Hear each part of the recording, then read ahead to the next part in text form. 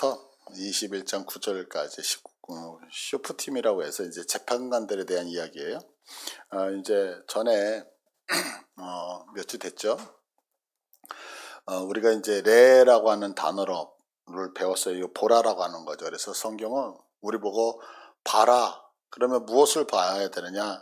두 가지를 보라는 거죠. 인생에는 두 가지 길이 있다 이거예요. 그러니까 우리가 너무 잘 알다시피 우리들의 인생은 중간이 없어요. 내가 하나님을 믿으면 사단에게서 멀어지는 것이고, 내가 사단을 따라가면 하나님에게서 멀어지는 거고, 그래서 중간이 없다는 거. 그래서 그것을 봐라라고 우리들에게 지난번에 이야기를 했단 말이에요. 그러면서 이제 내가 하나님을 따르면 어떻게 돼요? 복을 받고, 하나님을 따르지 않으면 저주를 받는다라고 얘기했어요. 그래서 이 복이라고 하는 게 이제 바라크, 이제 그 명사 이렇게 얘기하는데, 베라크라고 하는 단어. 그래서 하나님이 내 안에 머물며 나를 덮어주시고 나에게 생기를 주시는 것, 이게 이제 복이단 말이에요. 그러니까 우리가 생각하는 뭐 어떤 물질적인 복, 건강적인 복, 이거는 이제 분복이죠. 하나가 인생을 살면서. 왜냐하면 축복이라고 하는 단어 우리 배웠었잖아요. 축복이 뭐냐면 하나님이 나를 만드셨기 때문에 보호하시는 것. 저주가 뭐냐면 그 하나님의 보호하심이 나를 떠나는 것. 이게 이제 성경에서 얘기하고 있는 복과 저주라고 하는 거 배웠단 말이에요. 그러니까 내가 복을 받는다는 것은 뭐 물질이 많이 들어오고, 아니면 내가 건강하고, 아니면 내가 하는 것, 내가 생각하는 것들 잘 되는 이런 것들이 있겠죠. 왜냐면 그게 이제 우리 인생에서 하나님이 허락하신 거니까. 근데 성경에서 말씀하고 있는 가장 근본적인 복은 뭐냐면 하나님이 내 안에 머물고 있는 거예요. 그러니까 하나님이 내 안에 머무는 게 복인 거예요. 여러분들 이거 믿으시죠?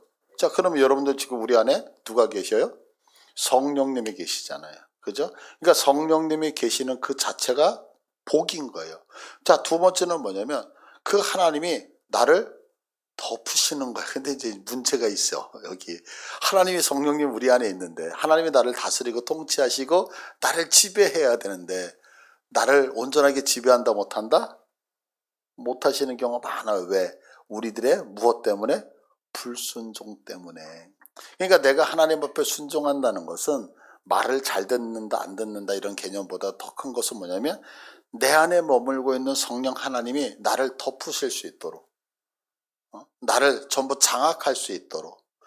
왜? 그러면 하나님이 나를 덮으시고 나를 장악하신다는 얘기는 뭐냐면 하나님이 나를 뭐 하시겠다는 거예요? 책임져 주시겠다. 그러니까 하나님이 나에게 생기를 주시겠다. 그래서 하나님께서 내 안에 머물고 나를 덮고 나에게 하나님이 생명으로 공급해 주시는 것, 이게 뭐냐? 이것이 다른 게 아니고 바로 우리가 이야기하고 있는, 우리가 추구하는 복이다라고 하는 것을 이제 지난주에 배웠단 말이에요. 반면에 이제 저주라고 하는 것은 하나님의 가르침을 뒤로 하는 거죠. 하나님의 말씀하는데 안 듣는 거예요. 그럼 왜 안 듣느냐? 이유가 있죠. 고집 때문이에요. 내 생각이 무너질까봐 그런 거예요. 오늘 점심 먹으면서 그런 얘기를 했어요. 전도하다 보면 어떤 사람은 너무 강팍해서 막 말을 듣지 않는 거예요. 그럼 왜 말을 듣지 않느냐면 한 가지 때문에 그래요. 힘들게 살았기 때문에 그런 거예요. 힘들게 사니까 어떻게 돼요? 내가 이거 쥐고 있는 거 내려놓으면 무너진다고 생각하는 거죠. 그러니까 고집이 있는 거죠. 여러분들 어르신들 고집이 있나요? 아니면 온유해지시나요? 어른들은 더 고집이 있다고요. 왜냐하면 사실은 그게 뭐냐면 불안한 거잖아요. 거꾸로 보면 내가 쥐고 있는 거 다 내려놓으면 배신당한다는 얘기 수없이 들었잖아요. 그러니까 내가 쥐고 있는 거죠. 그러니까 하나님의 가르침을 자꾸 뒤로 해요. 왜 뒤로 하느냐면 불안한 거거든요. 불안한 거예요. 그런데 사실은 역으로 생각하셔야 돼요. 왜 불안하냐? 내가 인생을 부여잡고 있기 때문에. 그래서 저주는 첫 번째가 뭐냐면 하나님의 가르침을 뒤로 하죠. 그래서 그분의 보호하신 그분의 생기로부터 뭐 하는가? 점점 멀어지는 거예요. 그럼 잘 생각해 보세요. 고집을 한 번 부리고 두 번 부리고 더 많이 부려서 그분에게 멀어지면 멀어질수록 우리들의 인생은 어떻게 되는다? 점점 힘들어진다고요. 그러니까 신앙에서 제일 중요한 게 뭐냐면 내려놓는 거거든요. 근데 내려놓는다는 것은 무엇을 전제로 하냐면 그분에 대한 믿음이라고 하는 거, 그분이 내 인생을 부여잡는다는 거. 그러니까 이것을 경험하지 못하면 자꾸 움켜쥐게 되어지죠. 그러니까 언젠가도 제가 얘기했잖아요. 낭떠러지에 떨어져서 붙들고 있어요. 내려놔라. 그러니까 거기 하나님 말고 누구 다른 사람 없어라고 얘기하잖아. 그게 우리들의 신앙이고 믿음이죠. 그러니까 저주는 뭐냐면 다른 게 아니라 하나님의 말씀을 자꾸 뒤로 하고 그분의 호흡으로부터 생기로부터 멀어지는 거, 이게 저주인 거예요. 그러니까 여러분들 어떤 경우에도 내 생각이 맞다, 내 방법이 맞다 고집하시면 된다 안 된다? 안 돼. 왜? 하나님의 호흡에서 멀어지기 때문에 그게 저주가 되어진다고요. 그래서 하나님 앞으로 가까이 나오시기를 바래요.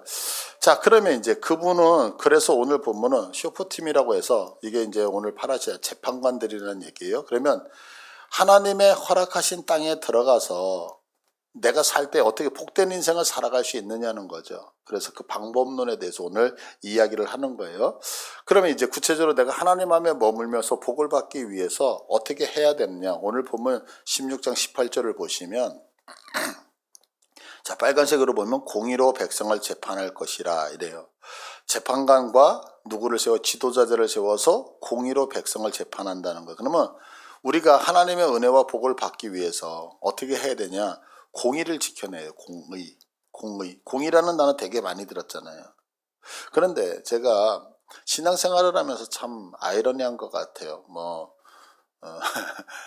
이제 여러분들 어떻게 생각할지 몰라요. 근데 이제 제 성격이 자꾸 변해가는 것 같아요. 변해가는 게 뭐냐면 저는 개인적으로 그 입만 살아서 물에 빠져 입만 동동동 뜬다는 얘기를 상당히 많이 들었었거든요. 근데 지금은 말을 되게 못하는 것 같아요. 지금은 제가 생각할 때 말을. 예전에는 설교를 할 때도 원고를 보지 않고 1시간 2시간 설교하는 건 너무 쉬웠어요. 왜냐하면 제게는 부흥사 기질, 그러니까 제가 어렸을 때 그 웅변을 했기 때문에 그런 것 같아요. 그러니까 주제 하나를 놓고서 그냥 말을 풀어가는 걸 되게 잘한 것 같아요. 근데 어느 날 이제 그런 생각이 드는 거죠. 이게 과연 옳은 것인가? 그러면서 이제 원고를 쓰고 원고에 있는 것에 충실하려고 많이 노력을 하는 이유가 뭐냐면 잘못된 정보나 이런 지식을 알려드리는 것에 대해서 되게 두려움이 많아서 그래요. 근데 제가 성경을 보면서 신앙생활하면서 깜짝깜짝 놀라는 게 있어요. 그게 뭐냐면 우리는 이게 맞다고 생각하잖아요. 근데 틀리는 게 너무 많은 거예요. 이게 옳다고 믿음의 생활을 했는데 틀리는 것이 너무너무 많은 거예요. 제가 성경을 보면서 깨닫는 거예요. 그런데 그러다 보니까 자꾸 뭔가를 이렇게 깊게 파고 들어가게 되어지는 것 같아요. 근데 오늘 이 공의라고 하는 것도 마찬가지예요. 공의. 우리가 보통 공의 그러면 옳고 그른 거. 그래서 바른 일을 하는 것을 공의 이렇게 생각을 하잖아요. 근데 성경에서 단어는 그런 의미가 절대 아니에요. 그러니까 이게 무슨 얘기냐면 우리가 세상에서 배웠던 정의로 신앙생활을 하게 되죠. 다 실패하게 되어진다는 거예요. 왜냐하면 우리는 공의를 지켜야 되기 때문에 바른 것, 올바른 것을 지켜내기 위해서 얼마나 수고하고 애를 써요. 그렇지 않아요? 근데 이게 얼마나 상대적인 것인지 아세요? 제가 이번에 호주 다녀와서 예배를 드리는 모습, 그 힐성처치에 가서 예배를 드렸는데 너무 충격적이었어요. 왜냐하면 목사님이 넥타이를 매지 않아요. 양복을 입지 않아요. 그 털모자를 하나 딱 쓰고서 머리는 노란색으로, 외국인이라 노란색인가? 아니에요. 외국인이란 염색했어요. 내가 보기엔 분명히 센 노랬어요. 얘가 여기까지 이렇게 남자였어요. 그리고 이런 난방 있잖아요. 난방을 탁 열어놓고서 티셔츠 안에다 놓고 청바지를 입고 딱 올라왔어요. 저 아저씨 뭘까? 우리가 생각할 때 노숙자를 생각하면 딱 맞아요. 근데 목사님이야. 그러면 생각해 보세요. 우리 예배 드릴 때 제가 만약에 그렇게 제가 가끔가다 아내 보고 그러거든요. 내 머리를 이렇게 세워가지고 빨간색 노란색 이렇게 닭뼈슬처럼. 그러니까 저희 아내가 여보 제발 그러지 마. 그런데 제가 만약에 그러고 나타났다고 생각해 보세요. 여러분들 이상하지 않아요? 근데 그분들은 이상하지 않은 거예요.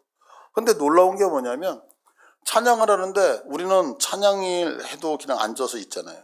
박수 잘 안 치잖아요. 그분들은 찬양을 딱 시작하니까 거기에 몇천 명이 다 일어나요. 그리고 손 들고 찬양을 해요. 와, 놀라워요. 근데 그분들의 옷을 보면 슬리퍼, 쪼리 이렇게 발가락 넣는 거 있잖아요. 그런 거 입고 왔는데도 다 두 손 들고 찬양해.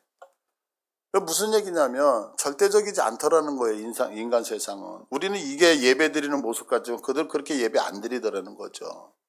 그러니까 우리가 정의 내렸던 그 단어들이 맞는 것 같지만 안 맞는다는 얘기를 하고 싶은 거예요. 제가 우리는 공의 그러면 옳고 그름으로 얘기했죠. 그래서 나는 하나님 앞에서 옳게 살아야지, 바른 것 해야지, 이렇게 얘기를 하잖아요. 그런데 그게 틀렸다는 얘기예요. 그럼 왜 틀렸느냐? 이 공이라고 하는 말이 세덱이라고 하는 단어를 쓰는데, 뭐 히브리어로 뭐 차데, 달레토, 코프 이런 거를 써요. 그런데 첫 번째 단어가 뭐냐면, 이 자음이, 공이는 무릎을 꿇고 하늘을 향해서 이렇게 손을 뻗쳐서 우리 기도하는 모습 있잖아요. 여기서 나오는 단어예요. 이 그 차데라고 하는 단어가. 그러니까 공의는 무엇을 공이라고 하냐면 하나님 앞에서 항복하는 것을 담고 있어요. 그러니까 내가 왜 부모님을 효도하느냐? 왜 부모에게 효도해야 되느냐? 나를 낳아주셨고 땡! 그건 신앙이 아니요. 내가 왜 하나님 앞에 봉사하느냐? 그랬을 때 어떤 다른 내가 봉사를 통해서 어떤 뭐라 그럴까, 남을 섬기기 땡! 아니요. 그건 신앙이라고 얘기하지 않는다는 거예요. 성경에서 공의는 반드시 무엇이 나와냐면 내가 하나님 앞에서 뭐하냐면 항복이라는 거야. 항복. 내가 왜 바른 일을 하느냐?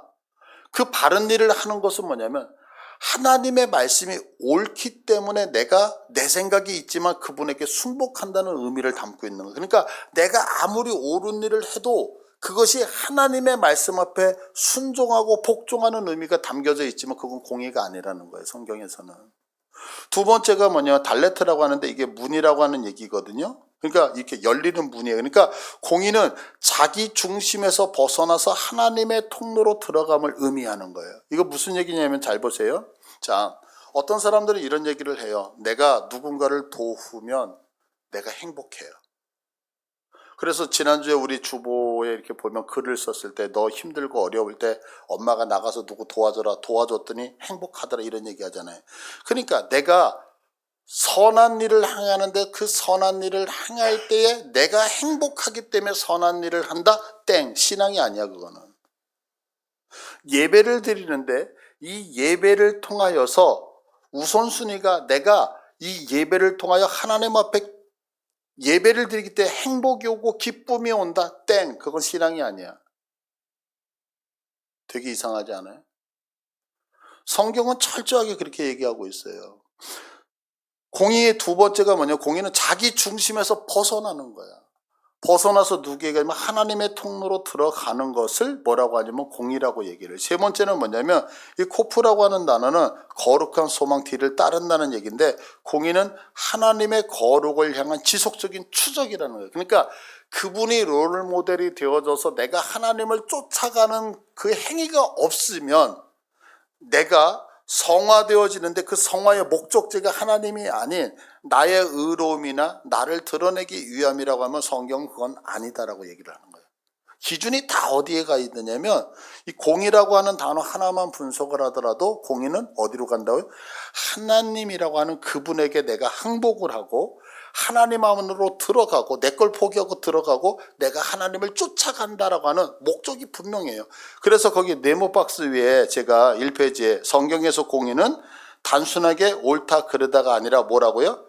매 순간순간 하나님 앞에 무릎을 꿇고 내 생각 방법이 아닌 하나님의 방법의 문을 선택하며 그 하나님의 모습을 끝까지 뒤따르는 것을 뭐라고 한다? 공의라 한다. 그러니까 공의는 옳은 것을 했다고 해서 공의가 아니단 말이에요. 내가 옳은 것을 해도 하나님 앞에 무릎을 꿇지 않았으면 그 옳은 것이 공의로 가지 않는다고요.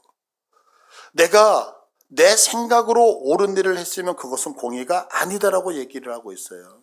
그러니까 성경은 철저하게 공의를 매 순간 하나님 앞에 무릎을 꿇고 내 방법이 아닌 하나님의 방법으로 그분을 따라가는 것을 공의다라고 얘기를 하는 거예요. 그런데 이것이 이 공의가 뭐냐면 우리가 복받는 원리다라고 성경은 얘기를 해요. 그래서 이제 18절을 보시면 내 하나님 여호와께서 내게 주시는 각 성에서 뭐하라? 재판. 여기서 각 성이라고 하는 것은 모든이라는 단어예요. 모든. 각이라는 게 모든이라는 뜻이에요. 그러니까 모든 성에서. 그러니까 지금 모든 성의 재판장과 지도자들을 두었는데 이 재판장과 지도자는 무엇을 해야 되냐면 백성들을 재판할 때 율법으로 재판을 한다는 거예요. 자, 그러면 재판이 무엇이냐라고 했을 때 아까 위에서 공의는 옳고 그름이 아니라고 얘기를 했잖아요. 착한 거, 악한 거, 착한 것을 했으니 공의를 행했다. 이게 아니란 말이에요. 철저하게 하나님 앞에 무릎을 꿇고 하나님의 방법으로 하나님을 뒤쫓아가는 것이 공의다라고 얘기를 했어요. 그래서 이 단어에서 이제 재판하다, 뭐 샤파트라고 하는 단어, 뭐 미시파트 이런 단어가 쭉 나오는데, 이 재판하다는 단어가 뭐냐면, 자, 이 공의를 가지고 우리를 재판해요. 그런데 이 단어도 세 개의 자음을 사용하거든요. 첫 번째가 뭐냐면 쉰이라고 하는 단어인데 이게 소멸시키다 이런 뜻을 갖고 있어요. 두 번째는 패라고 하는 단어의 입이라고 하는 단어의 입. 언젠가도 한번 말씀드렸어요. 세 번째는 테트라고 하는 건데 이게 이렇게 살짝 굽어 있는 이게 바구니 같은 모양을 하고 있잖아요. 이게 상형 문자에서 나와서 그래요. 그래서 이것은 그 태아를 품고 있는 자궁 그런 거, 그러니까 보호하는 이런 의미를 갖고 있어요. 그러니까 우리가 재판하다라고 하는 것은 넌 악하다, 너는 착하다 이렇게 판결하는 것으로 생각하지만 성경에서 재판은 뭐냐면, 자, 그 네모 박스 한번 볼게요. 하나님의 불로 내 생각을 태우고 오직 그분의 입에서 나오는 생명을 선포해서 우리의 삶에 하나님의 선하심을 담아내는 것을 뭐라고 한다? 재판이다 라고 하는 거예요. 자, 우리는 그동안 어떻게 알았어요? 재판. 판결하는 것으로 알았잖아요. 왜? 재판정에서 너는 악하다, 너는 선하다 이렇게 재판한다 이 개념이 세상에서 들어왔기 때문에. 근데 성경에서는 재판하다가 그것이 아니라 우리의 생각을 없애버려요. 그러니까 결국에는 재판이라는 얘기는 뭐냐면, 재판이란 한 가지예요.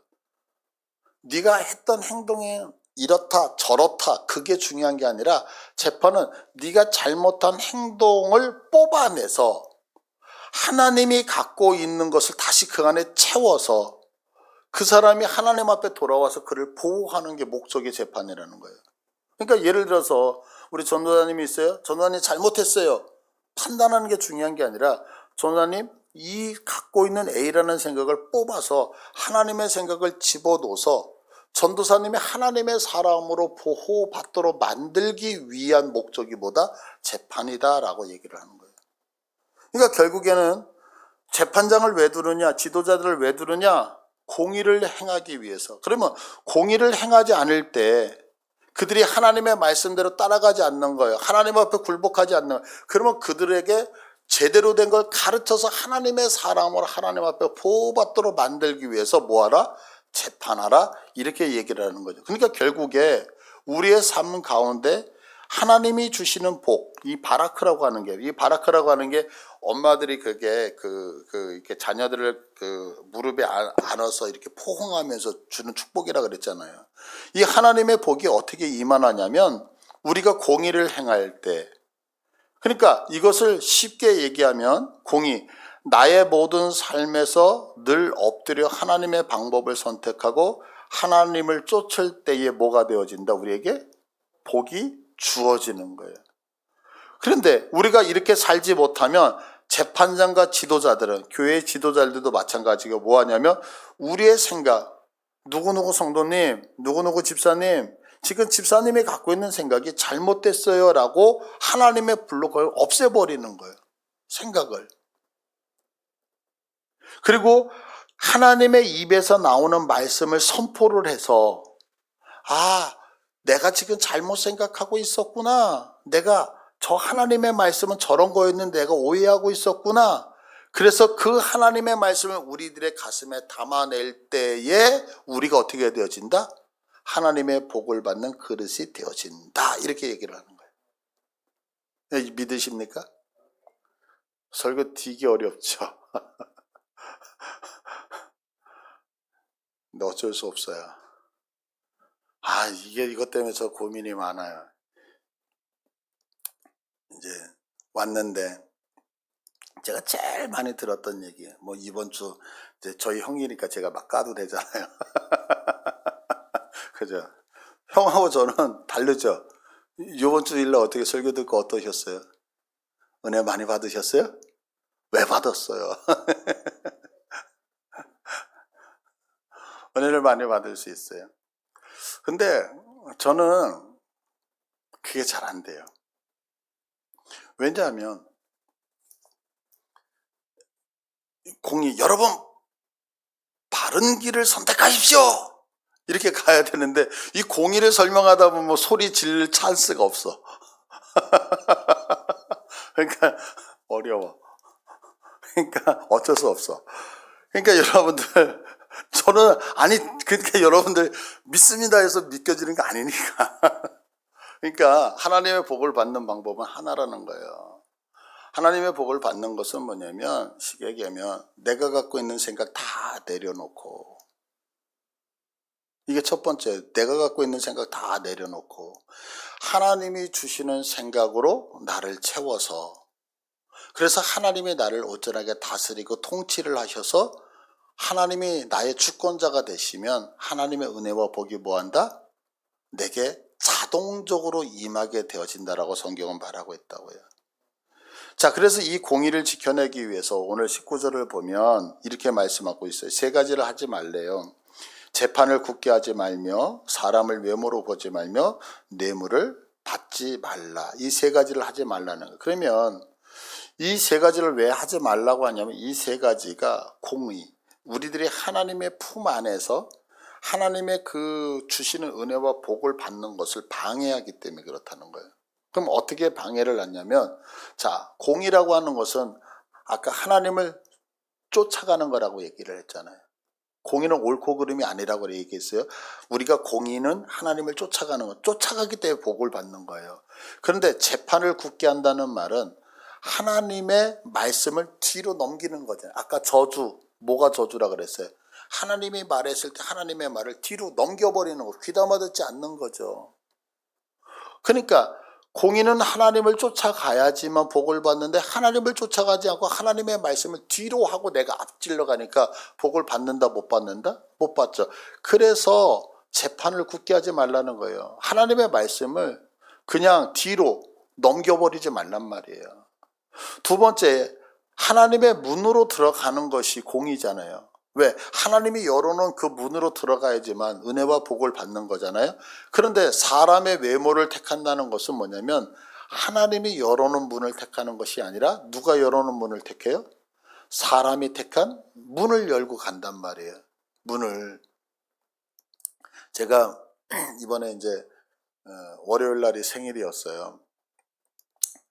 근데 이제 생일날 아침에 그 이제 마트에 같이 이렇게 원장님하고 남편 대신 이승훈 목사님을 모시고서 마트에 가게 됐어요. 그런데 9시 30분 정각에 딱 되니까 이제 호주 사람들은 이 시간 개념이 되게 철저하더라고요. 그래가지고 뭐 이렇게 물을 또 우리 이렇게 뭐를 갖고 오잖아요. 그러면 언제 갖고 가냐면 조금 이따 갖고 와요. 뭐 이렇게 얘기했는데 걔네들은 1분 30초 뒤에 갖고 와요. 그럼 진짜 1분 30초 뒤에 딱 가져와요. 이 개념이 좀 틀려요.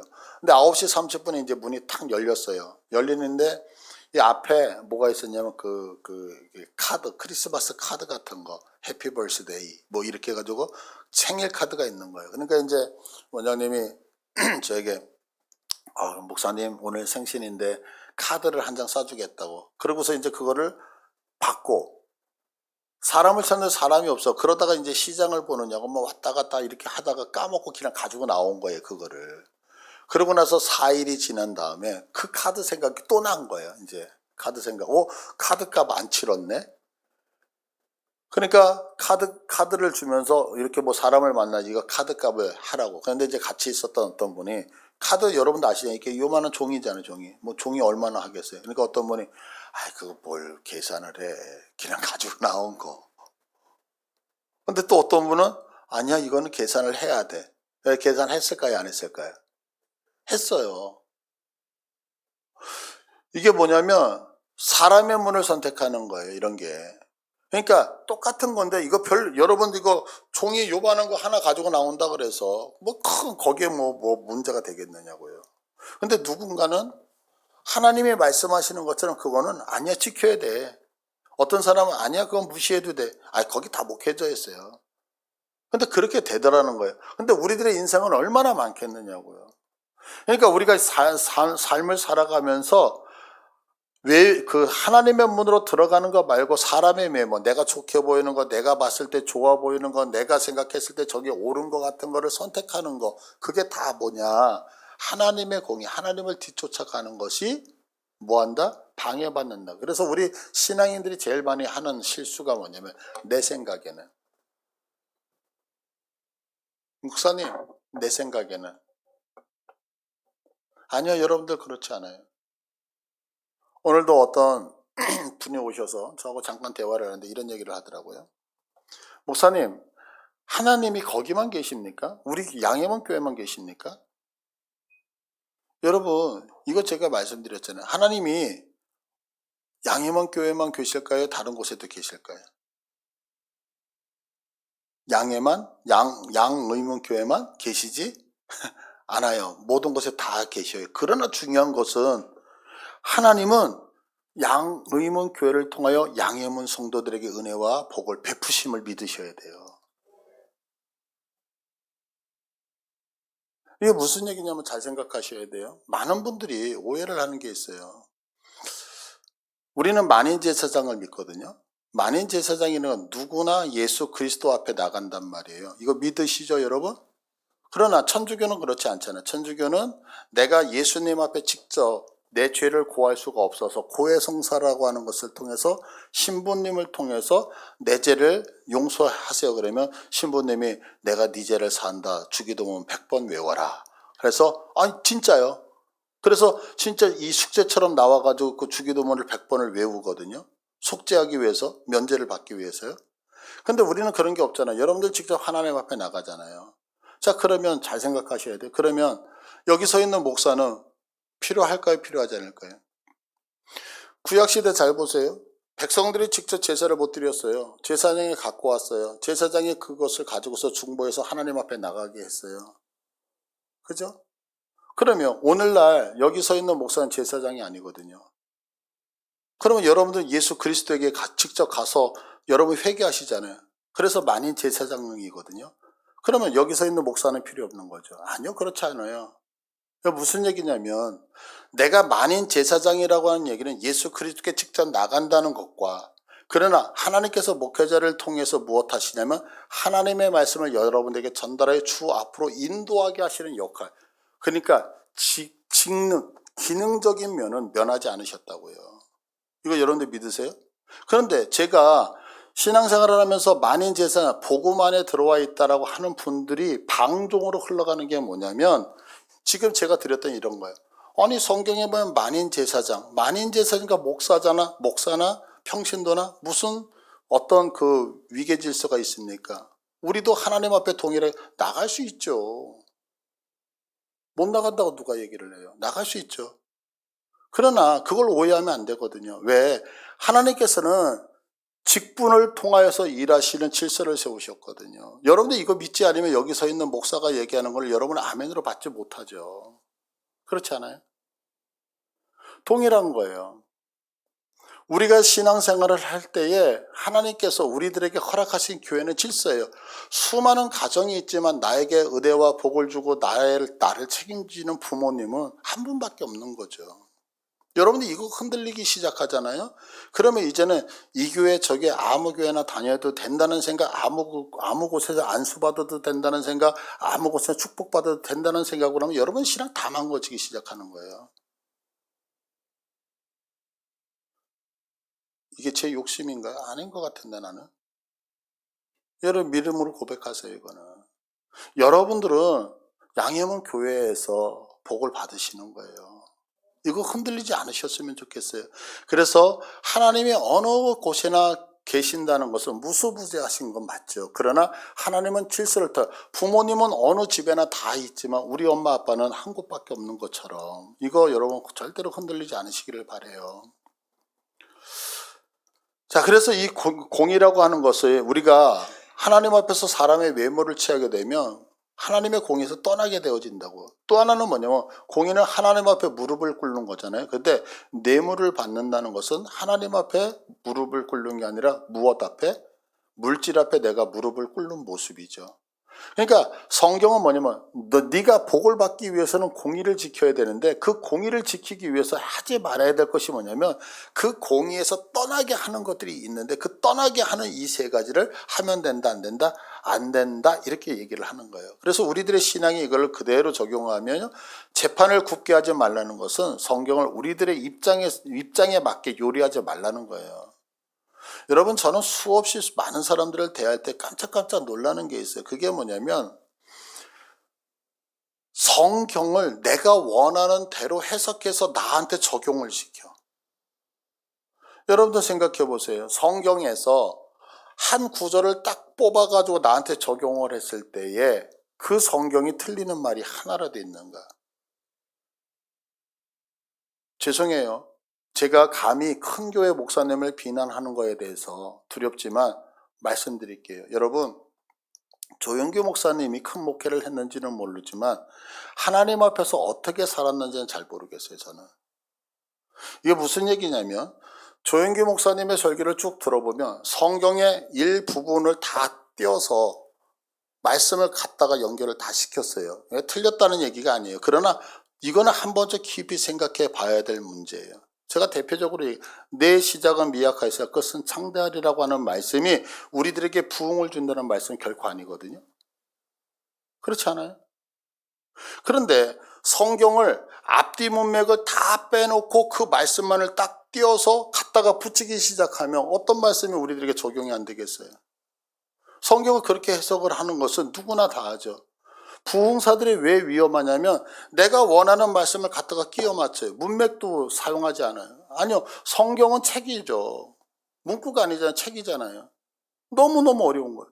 그러니까 우리들이 하나님의 말씀을 어떻게 굳게 하는 게 뭐냐면 내가 주인 되어져서 그 말씀을 내 삶에 적용하는 것처럼 위험한 건 없는 거죠. 분명하게 여러분들에게 말씀드릴게요. 주권자는 하나님이심을 믿으시기 바라요. 이 얘기는 하나님의 말씀에 나를 갖다가 맞추는 거지 그 말씀을 나에게 맞추면 된다 안 된다? 안 된다. 이건 여러분들이 믿으셔야 되는 거예요. 두 번째로 보시면 외모를 보지 말라. 성경에서 내가 보고 싶은 말만 보고 싶지 않은 것은 보지 않는다는 거예요. 좋은 말만 아멘 아멘만. 그래서 위험한 게 뭐냐? 큐티예요. 큐티가 나쁘다가 아니라 큐티를 잘못하게 되면 내게 은혜되는 말씀만 아멘으로 받아요.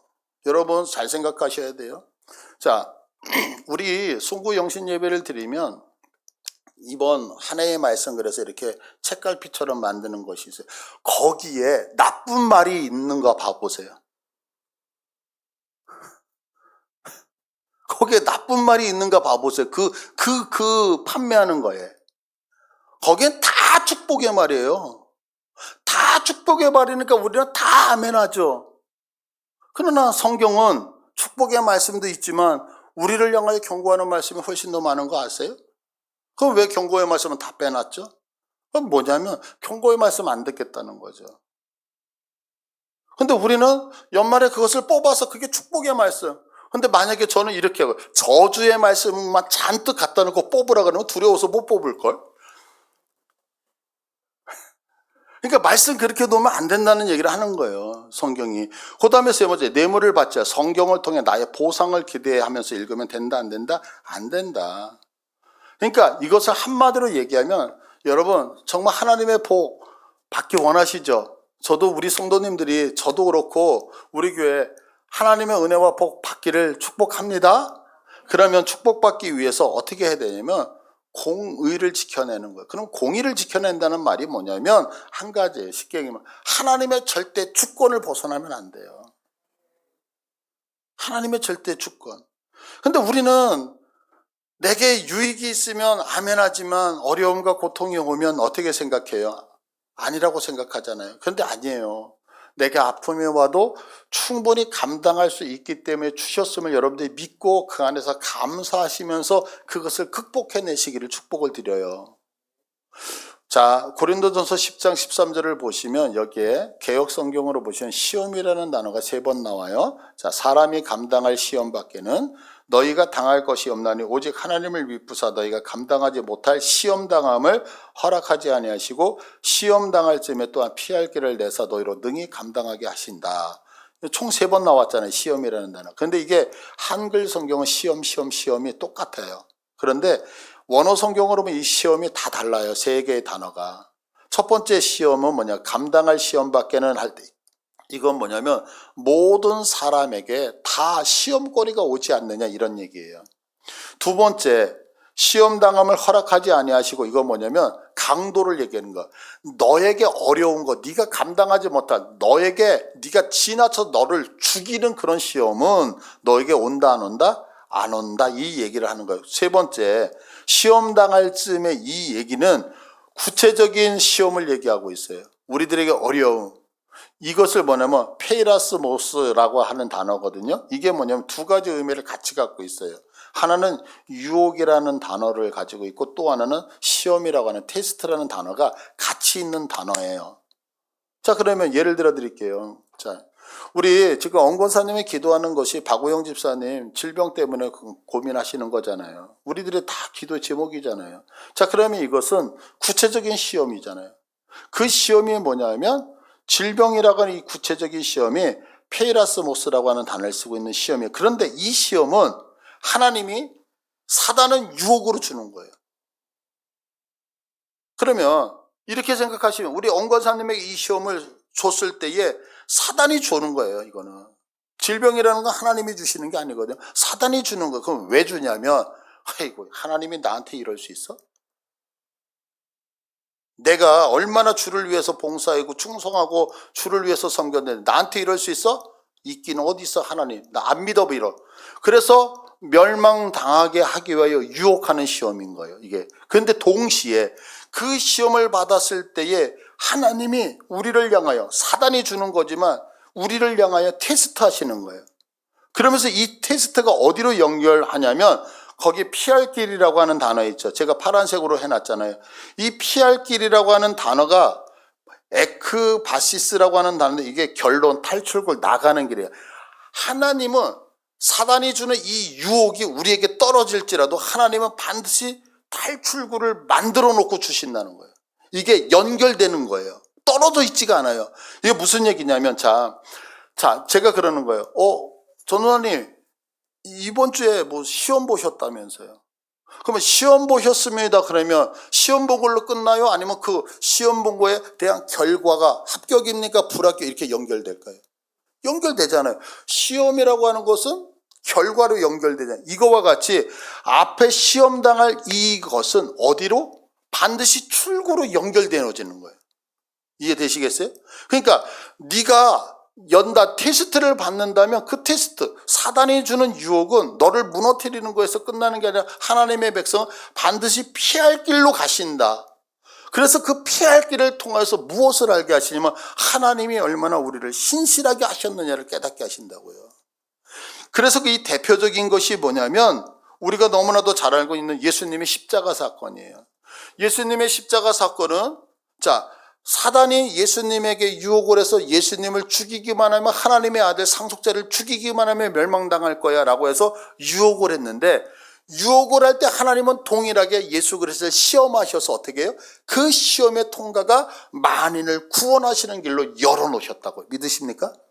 그러니까 우리 성도들에게 있는 유혹은, 우리 성도들에게 당하는 시험은 시험으로 끝나는 것이 아니라 하나님이 누구인지를 만나게 하시는 복된 길로 인도하심을 믿으시기를 바라요. 전 그래서 기대가 있는 거예요. 왜? 그래요. 우리 권사님이 원하는 대로 질병이 치유가 안 될 수도 있겠죠. 하나님의 뜻이니까. 그러나 우리가 기도하는데 중요한 것, 분명한 것은 이 일들을 통하여 우리 권사님의 가정이 믿음으로 세워질 것이고, 우리 박 집사님의 하나님의 백성이 되어질 것이고, 나가서 하나님을 간증하는 자가 되어진다는 사실에 조금 더 저는 불안함이 없어요. 왜? 하나님의 말씀이 그렇게 선포하고 있기 때문에. 그래서 우리가 하나님의 주권을 의지하고 따르냐면 사탄은 우리를 넘어뜨리려고 하지만 하나님은 우리를 하나님의 품으로 인도하기 때문인 것을 여러분들이 믿으시길 바라요. 그래서 복받는 비결은 뭐냐면 다른 게 아니에요. 내가 주인이 아니라 하나님이 주인 되시는 하나님의 절대 주권을 믿고 따라가는 거예요. 이것을 믿으실 때에 하나님은 그 자들에게 복을 주셔요. 자, 그러면 이제 이 복을 누리도록 백성을 다스리는 자들에 대해서 한번 말씀을 드릴게요. 그 첫 번째가 누구냐면, 자, 공의를 베푸면 복을 받아요. 믿으시죠? 왜? 공의는 뭐예요? 하나님 앞에 무릎을 꿇고 하나님이 열어놓은 곳으로 들어가서 하나님의 보호하심을 받는 게 그 공의니까요. 그러니까 공의를 받는 자는, 공의를 지키는 자 하나님의 복을 받는데, 우리가 공의를 지켜요, 못 지켜요? 못 지키죠. 그래서 하나님이 우리에게 주신 직분들이 있어요. 그게 뭐냐면 첫 번째 왕이에요.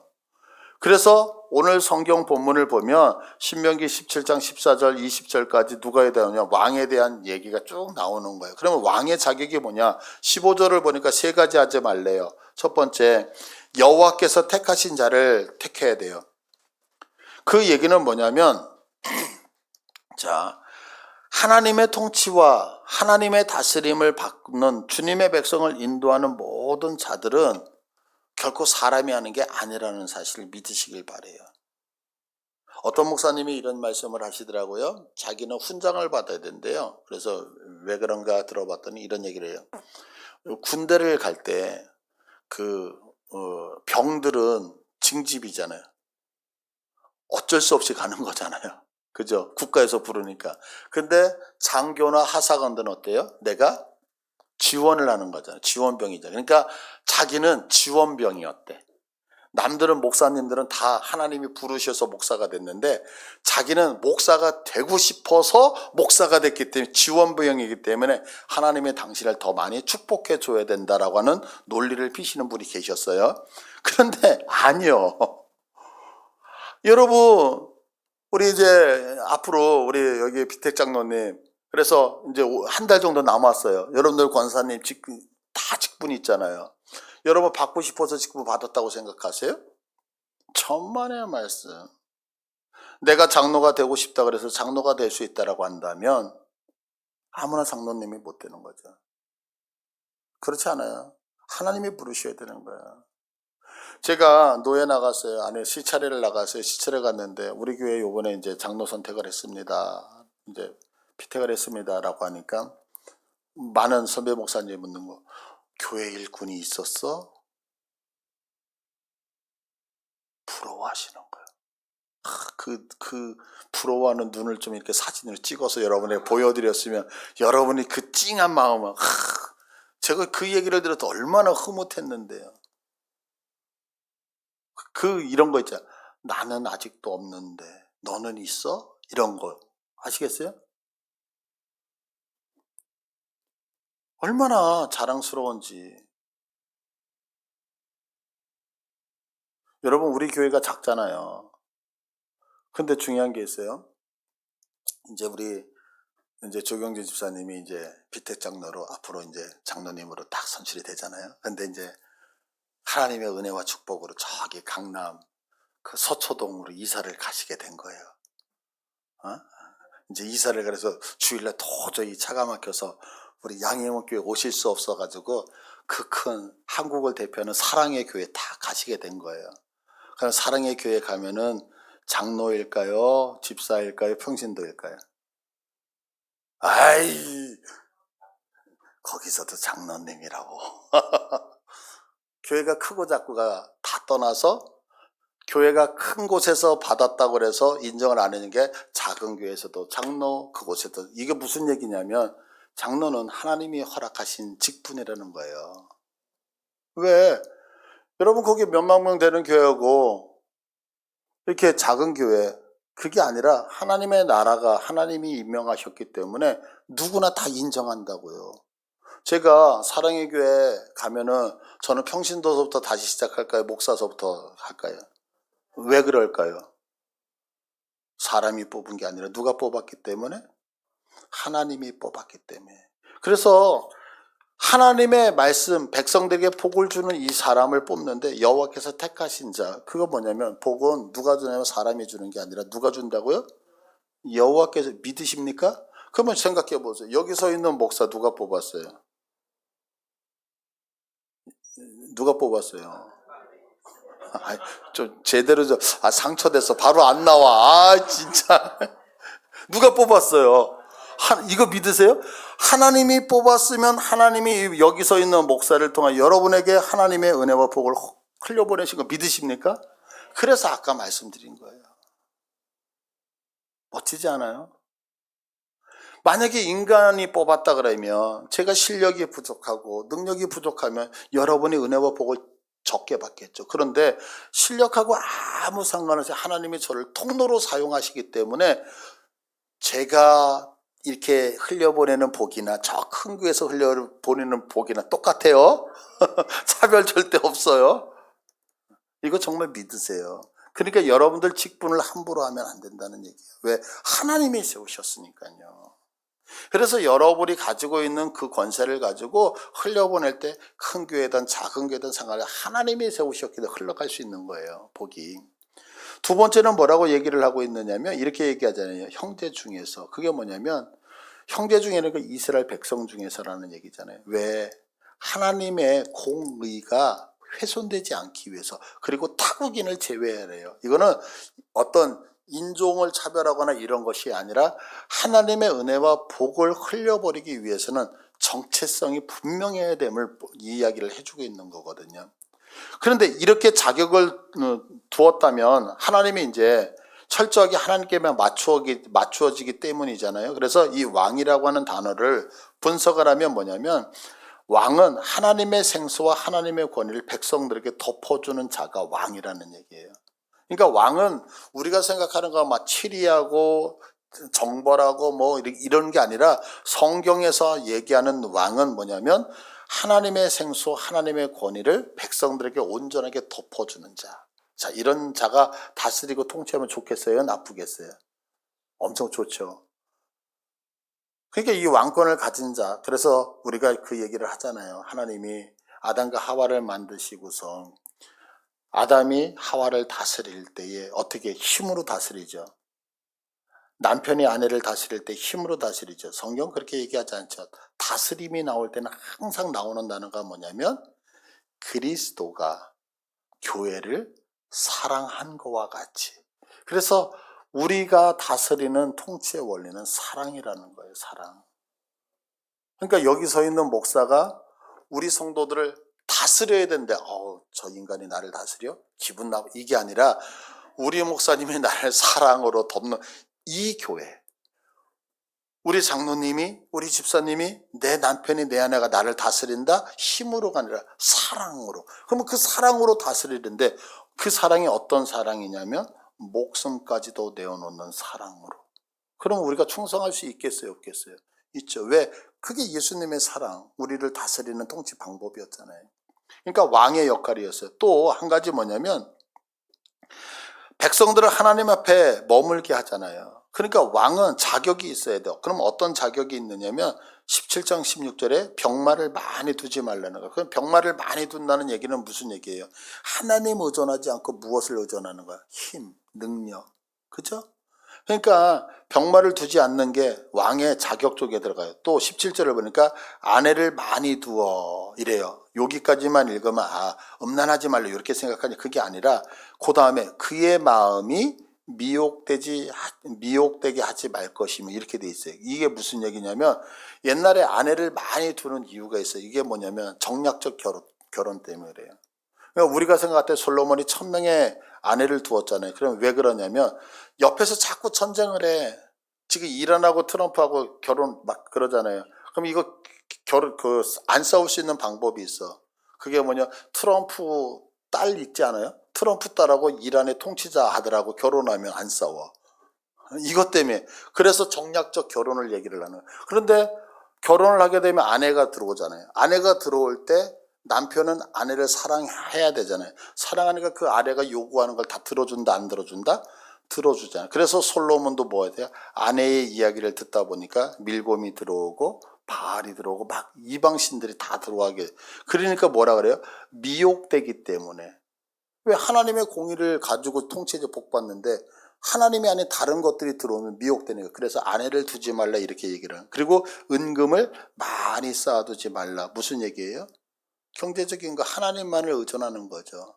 우리가 세상 살아가는 방법이 세상적인 방법, 하나님의 방법. 이것이 자격이에요. 그러니까 왕은 무엇하는 사람이냐면 왕은 철저하게 내가 먼저 하나님 앞에 순종하고 복종하고 하나님의 은혜와 복을 누림을 통하여 그것들을 백성들에게 덮어주면서 너희들도 이렇게 살아라고 통치하는 자가 바로 누구다? 왕이다라고 얘기를 한 거. 그 다음에 두 번째, 우리에게 복받게 하기 위해서 주는 사람이 제사장이거든요. 제사장은 그 네모 박스만 읽을게요. 하나님 앞에 겸손히 엎드려서 하나님의 계시와 생기를 받아 백성들의 죄를 하나님의 손길로 덮어주는 사람을 말하는 것이다 라고 얘기해요. 그러니까 뭐냐면 첫 번째, 제사장은 날마다 기도해야 되는 거예요. 엎드려야 하나님 앞에 항복하는 사람이에요. 그래서 하나님이 주시는 은혜와 복들을 내 것으로 많이 받아. 그래서 그렇게 받아서 백성들의 죄를 하나님의 손으로 덮어주는 사람을 얘기를 하는 거예요. 그 다음에 또 한 가지, 세 번째는 누구냐면 나비라고 하는 선지자거든요. 이 선지자는 누구냐면 하나님의 강한 말씀을 우리 집에 생명으로 심어주는 사람. 그러니까 선지자는 뭐냐면 우리들이 갖고 있는 생각을 깨서 그 말씀을 뽑아내서 하나님의 말씀을 집어넣어주는 사람이 누구냐? 선지자라고 얘기를 하고 있는 거예요. 그러니까 우리가 하나님의 말씀, 공의를 지키기 위해서 우리들에게 필요한 사람이 누구다? 왕이라는 직분, 선지자라는 직분, 그 다음에 제사장이라고 하는 직분이 필요하다. 이것이 오늘날 역할적으로 누구들에게 있느냐? 목회자들에게 있다는 거죠. 여러분들 다스리잖아요. 어떻게 다스릴까요? 힘으로. 사랑으로, 하나님 안에서. 그리고 날마다 중보하면서 또한 하나님의 말씀을 선포해서 우리의 생각을 바꿔주는 것. 자, 그리고 이제 이런 것들 뿐만이 아니라 도피성이라고 하는 단어가 오늘 본문에 나와요. 이게 중요한데 이걸 쭉 하다 보니까 분명히 10시 안에 안 끝날 것 같아서 제가 요약을 하고 있는 거예요. 왜? 앞에서 할 말 다 했으니까. 공의만 알고 가시면 돼요. 도피성은 미클라트라고 하는데 이거 도피성은 뭐냐면 하나님의 은혜가 흐르는 근원 안에서 거룩을 쫓아 달려온 자가 하나님의 권위 있는 지팡이 아래 머물 때 하나님의 선하심이라는 바구니가 그를 안전하게 덮어 보호한다는 의미예요. 자, 그런데 중요한 게 있어요. 자, 왕이 아까 뭐라 그랬죠? 왕. 하나님의 생수, 하나님의 권위를 백성들에게 덮어주는 자가 왕이잖아요. 그렇게 해서 다스리죠. 선지자는 하나님 앞에 겸손히 엎드려 하나님의 계시와 생기를 받아서 백성들의 죄를 하나님의 손길로 덮어주는 사람이고, 선지자는 하나님의 강한 말씀을 우리 집의 생명으로 심어주는 사람이에요. 근데 이 사람이 누구였어요? 이분이 바로 신약의 예수 그리스도셨죠. 그래서 이 예수 그리스도가 어떻게 해요? 하나님의 생수와 하나님의 권위로 우리들을 다스리고 통치하실 때 하나님의 백성들을 덮으셨잖아요. 그죠? 그리고 하나님 앞에 늘 겸손히 엎드려서 오늘도 우리를 위해서 중보하고 계시잖아요. 그러면서 하나님의 생기, 하나님의 말씀을 우리들에게 주시면서 우리의 죄를 덮어주시고 하나님의 강한 말씀으로 내가 가라사대 기록하였으되 내가 말한다 이러면서 말씀으로, 그래서 우리에게 생명을 주시잖아요. 그게 우리를 안전하게 보호하시는 예수 그리스도의 예표라고 하는 거죠. 그러니까 오늘 여기 그 파라시아에서 쇼포팀은 누구냐면 예수 그리스도를, 그래서 우리에게 예수 그리스도만이 참된 공의를 지키도록 하는 거거든요. 그러니까 우리가 복받는 이유는 뭐냐, 다른 게 아니라는 거예요. 그게 뭐냐면 하나님의 절대 주권 안에서 그 하나님을 우리의 가슴에 품고 사는 거예요, 여러분. 하나님의 품에 품고 사는 거예요. 그러니까 여러분들 정말 복받기를 원하십니까? 그러면 수단 방법 가리고 내 힘으로 뭔가를 해보려고 하는 게 아니라 제일 중요한 거, 자, 첫 번째 따라서 할게요. 무릎 꿇는다. 예, 무릎 꿇는다. 두 번째, 그 하나님을 완전히 내 자신에게 모셔서 온전히 나를 통치하게 만드는 거예요. 무릎 꿇고 하나님이 나를 온전하게 통치하실 때에 이제는 하나님의 기운이 나를 엄습하고 하나님이 내게 은혜와 복을 베푸시는 방법이라는 거죠. 그래서 이 방법을 통해서 우리 모든 성도들이 정말 어떤 질병의 문제, 환경의 문제, 인간관계의 문제 모든 것에 해방되며 참된 복을 누리시기를 간절히 축복합니다. 예. 우리 이